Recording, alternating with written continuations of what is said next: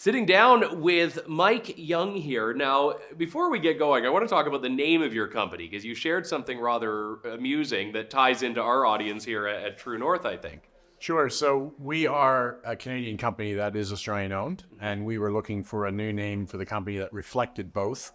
And so we came up with Northback. And so that's a combination of the True North, strong and free, and the Australian Outback. And that is literally where the name comes from.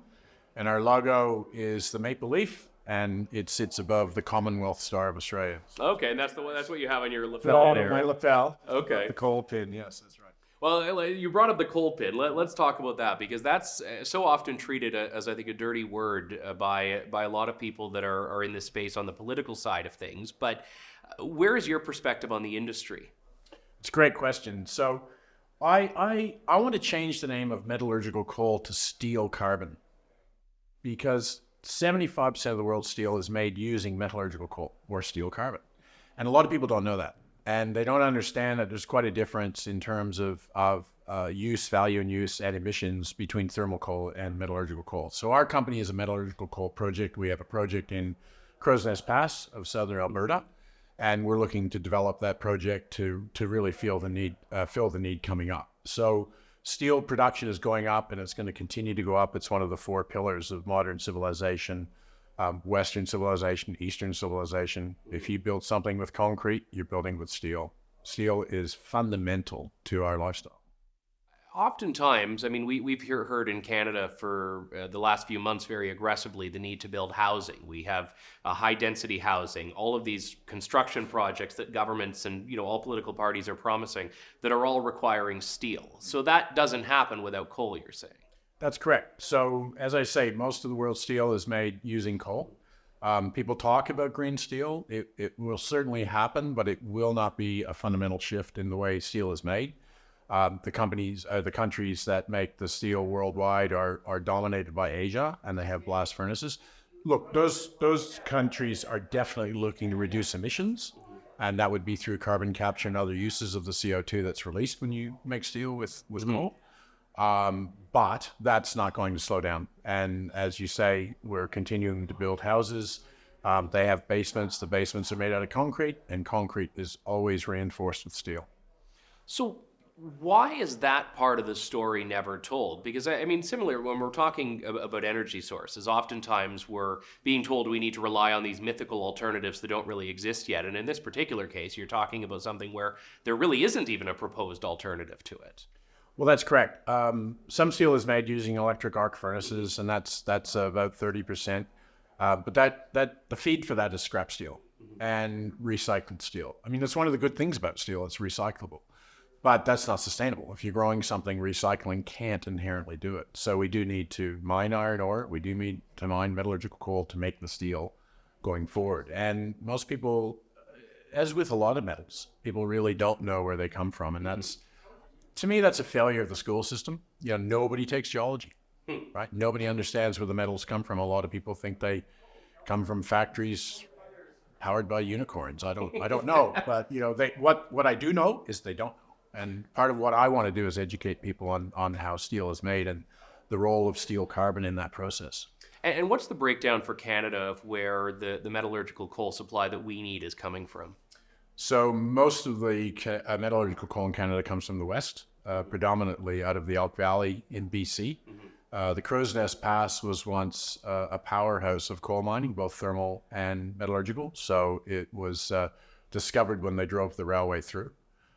So that allowed, coal played an important role in maintaining Canada's sovereignty because a lot of people don't know that one of the reasons the railway was built was to maintain the sovereignty of the 49th parallel. I mean, coal is, the history of Canada is linked with coal, and we have coal mining down east as well in Nova Scotia, and that's mainly thermal. But most of the world's metallurgical coal is from Australia. So they're a big part of the market, but Canada has a lot of it, and we have an opportunity and an obligation to make sure that the world is getting metallurgical coal from what is basically the world's best mining jurisdiction. We have the best environmental laws, the best labor laws. So if you're going to get your coal from somewhere, Canada is the best place. What are the barriers you're facing then? Is it on permits for the mining itself? Is it on export? What are the barriers you're seeing in the industry or just in your company? Well, in the industry, as you say, coal has a bad history. A lot of people, you look at selenium in the Elk Valley, for example, and those are real issues, but those are legacy issues from the way that we used to do things. One of the things that people don't see is just how modern day mining is of all metals, not just coal, but copper and all the metals that we call the critical minerals. Modern day mining is nothing like people imagine. It's highly technical. There is a lot of what we call, robotics. And look, people think we're not environmentalists. One thing about being a geologist is I get to go into the environment and I spend a lot of time in the bush and we care for the environment. We seem not to, people seem not to think that. Well, I think you know a lot more about the environment than so many of the people trying to vilify your industry. Well, that's true. Actually, that's a fair point. But we can sustainably mine and protect the environment at the same time. I mean, we make no mistake. When you do a mine, you alter the environment. But what you do afterwards, if you do that in consultation with not only the First Nations and the rights holders, but the people of that area, when you walk away from that project, if you work with them to actually close that project in a way that the land is still usable, in whatever manner that may be, then that's a win for everyone. So when we talk about the just transition, oftentimes this is viewed in the context of oil and gas, but it does apply to mining as well in a very, very real way. So what's your concern looking at the messaging you've seen from the government on this federally? So what a lot of people don't realize is that when you move to renewables inherently, by the laws of physics, have lower energy density. That means that you need more metal to produce the same kilowatt of power as you would with, say, a base load like coal, gas, hydro, or nuclear. So yes, we move towards cleaner power sources, but there's a cost to that. And the cost is you need more metal, and you need all the metals. And of course, steel is the foundation. It's the workhorse of the just transition. You're not moving towards new power lines, transmission lines, solar panels, windmills. I mean, a windmill, the foundation of a windmill is just full of reinforced steel. And then we're back to coal, We're back to steel carbon. Yeah, steel carbon. Yes, we'll go for the rebrand here. Yes, we are back to that.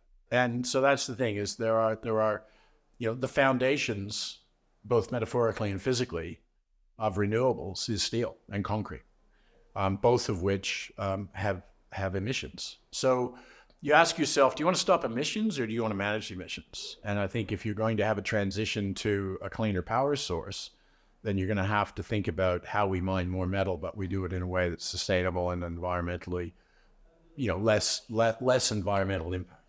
Well, I mean, some mining companies would stand to benefit a great deal from this. I mean, any company that's in lithium, for example, I mean, the transition to battery, so every now and then you'll see a mining executive that's up there, speaking about, the need to get away from oil and gas. Then you realize it's because they're going to be cashing in hugely on this. But I think you're right when you point out managing versus eliminating, because there does seem to be a rather fantastical view by some people that we can just get down to zero without obliterating very large things that we don't have alternatives for.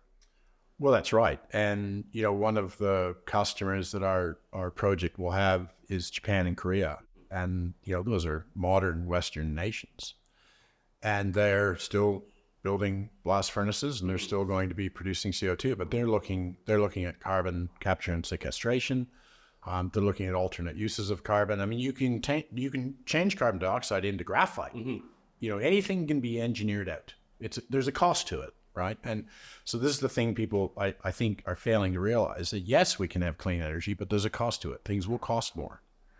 And so, for us and for all miners, the lithium miners included. Now, don't forget, the lithium guys only make batteries. They don't produce electricity. They only store it. Yes. But, the thing is if we're going to go to cleaner types of energy of all sorts, then it's going to require more metal. So to talk about steel carbon, I'll try to see if we can get some momentum behind that for a moment. Is there a market for what Canada is mining? I mean, does Canada have enough supply that we're competing globally on this in a large way?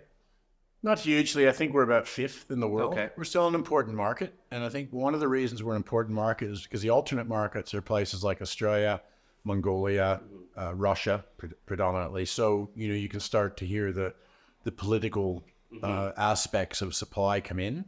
So with the rise of ESG globally, Canada becomes a good place to be buying your metal. Because as I said, it's one of the best, Australia and Canada, the two best mining jurisdictions on earth in terms of stewardship of the land, of your employees. And so people are going to look to these two countries to be getting metal that's not sustainably, but responsibly mined. Yeah, because the demand exists regardless. So it's just about where the optimal way to get the supply is. That's right. And ironically, one of the things that we saw in Australia when I was living in Australia, where I spent 35 years, is that people honestly believe that if they stopped a coal mine in Australia, that coal somehow would never get burned. But it would. It would come from a place where the coal is less high quality and would actually be worse off for the planet. So when you start looking at mining and the requirement for steel carbon around the world, steel carbon coming out of places like Australia and Canada are better for the planet than coming from multiple sources. Steel carbon, we'll get it trending there. Mike, thank you very much, and best of luck with all this. Thank you very much. Thanks for listening to The Andrew Lawton Show. Support the program by donating to True North at www.tnc.news.